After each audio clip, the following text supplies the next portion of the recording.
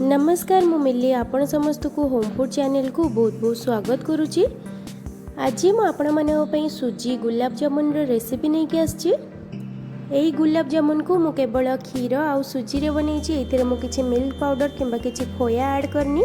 एठी आपण माने देखि परथिबे सुजी रो गुलाब जामुन केते सॉफ्ट और जूसी हेछि।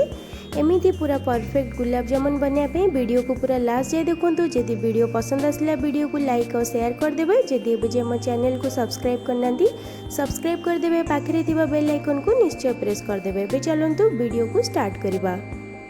सुजी रो गुलाब जामुन पे एटी मो आधा कप सुजी नेछि, ता सहित गोटे कप क्षीर नेछि। आपण जेतिकी सुजी नेबे तार डबल क्षीर नेबे। एटी देखि परथिबे मु पूरा छोट दाना वाला सुजी नेछि। पूरा एमती छोट दाना वाला सुजी रे बहुत भलो गुलाब जामुन तयारी हेते।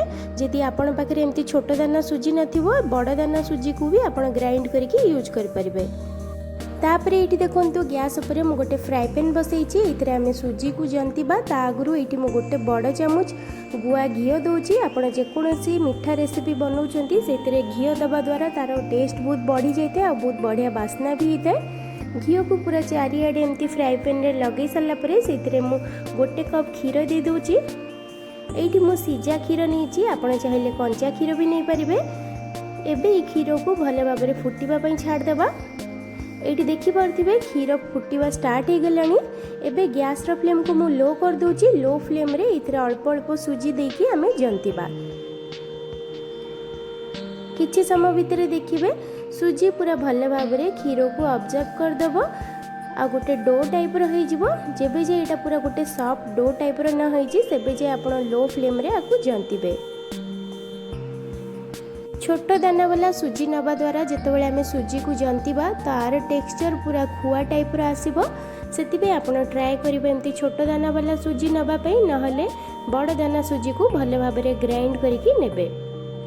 ये किसी समय देखिपे यहाँ पूरा पैन छाड़ा लगे आ गोटे डो टाइप हवा लगे। ये मु गैस को बंद कर दूची।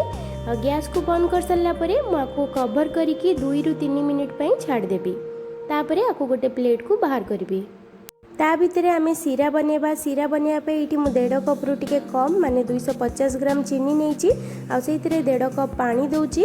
एबे आपको मीडियम टू हाई फ्लेम रे फुटापी छाड़देवा।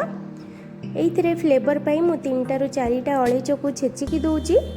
तापरे गैस रो फ्लेम को मीडियम करके 5 ରୁ 7 मिनिट जाए फुटेबे। जेबे जे एटा टिके बहलिया न होईची बेसी सीरा को मोटा करिबेनी। जदि सीरा बेसी मोटा हो जिवो ताले सुजी रो गुलाब जामुन जमा भी सीरा को ऑब्जर्व करिवनी। एटी देखि परथिबे हाथ रे अल्प टिके नेकी देखिबे हाथ रे जेमती टिके तेलो टाइप रो बा अठालिया टाइप रो लागिवो जानिबे कि सीरा रेडी हो गला। एटी मो गैस को बंद कर दोची। सीरा आ बेसी गाढ़ा न होबा पे इतरे आधा छोटा चामच लेंबू रो रस दे दोची। एबे चलते आम गुलाब जामुन बनैबा। ये सीरा रेडी हो गला। 3-4 मिनिट पर मु सुजी रो डो को गोटे प्लेट को बाहर कर दूची। ये डो हल्का गरम अच्छी। एमती गरम थिला बळे ही आपण आपको 2 ରୁ 3 मिनिट खंडे भल भाव में चकटिबे। चकटिबा आगु हाथ में अल्प टिके घी नहीं चकटिबे। जेते भल से स्मूथ करके चिकन करके चकटिबे सेते भल गुलाब जामुन आपनका तयारी हबो। डोटा जीतिकी चिकन आउ स्मूथ हम गुलाब जामुन सेतिकी सॉफ्ट और जूसी हम। छाणिला बेले जमा भी फाटबनी किंबा खोलबनी। ये किसी समय पर देखिपे यहाँ पूरा चिकन हो साराणी। एवं आम छोट छोट गुलाब जामुन बॉल्स बनैबा। आप जो साइज रो गुलाब जामुन बनवा चाहते से हिसाब से बॉल रो साइज को गढ़े। गुलाब जामुन बॉल्स को भल भाव में चिकन करके गढ़े। 2 हाथ मझे एमती भल भाव में पूरा टाइट करके ताकू गोटे बॉल रो शेप देबे। ये देखिपे केते चिकन करके मुई गुलाब जामुन रो बॉल को तैयारी करची। एथिरे जमा भी क्रैक नहीं। जदि आपनक गुलाब जामुन रे क्रैक रहिबो ताले छाणिला बेले भी से गुलाब जामुन फाटिबार चांस थाए आ खोली जिबार चांस थाए। आ मने रखंतु ए गुलाब जामुन रो बॉल को गढ़िला बेले पूरा टाइट हाथ रे गढ़िबे, जमा भी हल्का हाथ रे गढ़िबेनी। जदि हल्का हाथ रे गढ़िबे ताहाले भी तेल रे पड़ला बेले एटा खोली जिबार चांस थाए। एटी देखंतु मु सब गुलाब जामुन रो बॉल को गढ़ी सारलेनी। जेतिकी गुलाब जामुन को मु एकाथरे छाणीबी सेतिकी मु प्लेट रे रखुची आ बाकी को मु घोरेकी रखुची। गुलाब जामुन को छाणीबा पई इटी कड़ाई रे मु रिफाइन तेल नहीं, तेल को मु मीडियम गरम कर दीची। तेल गरम होइछि कि नहीं जानिया पे मु गोटे छोट बॉल्स पकेकी देखुची। आ इटी देखि परथिबे केते बढ़िया बबल्स आसीबा को लागिची, ता माने तेल भल गरम हो सारची। एबे इथरे बाकी गुलाब जामुन को देई देबी। एटी मु आधा गुलाब जामुन देइछि, आधा को घोरेकी रखीची ताकि से पूरा जमा भी सुखीबनी किंबा हार्ड होबनी। गुलाब जामुन को पूरा मूलरू शेष जाए मीडियम फ्लेम रे ही छाणीबे। किछि समय परे गोटे स्पून साहाय्य रे आपण कड़ाई रो एमिति चारिपट को एमिति राउंड राउंड करके बुलेबे, जेमति मु आपण मान को वीडियो रे देखौछि। एमिति करबा द्वारा गुलाब जामुन पूरा चारिआडू भल भाव रे गोल्डन ब्राउन हेकी छाणी हबो। एटी किछि समय परे देखि परथिबे गुलाब जामुन रो केते बढ़िया कलर आसीबा को लागिलानी। आ गोटे भी गुलाब जामुन एटी फाटिनी किंबा खोलिनी, केते बढ़िया साइज हेकी हेछि आ केते बढ़िया फुलीछि भी मध्य। आ गोटे मिनिट भितर एटा पूरा रेडी हो जिवो। एटी देखंतु हमर गुलाब जामुन रेडी हो गला। मु आकु तेलरू छाणी की बाहर कर देबी। आ एटी मु आपण मान को पाखरु देखौछि, देखंतु केते बढ़िया कलर आछि आ जमा भी फाटिनी। याकु छाणी की हमें सिरा रे पकेबा।